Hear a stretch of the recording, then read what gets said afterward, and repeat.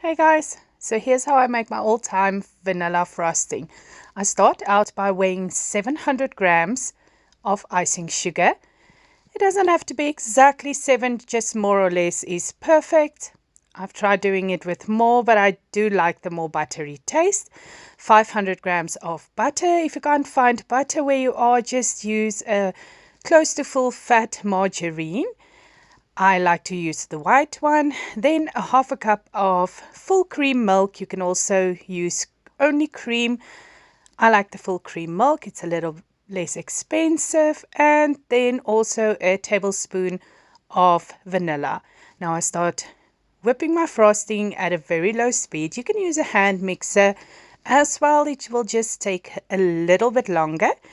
As soon as my buttercream starts to combine, I just keep whipping and then scraping off the sides every now and again.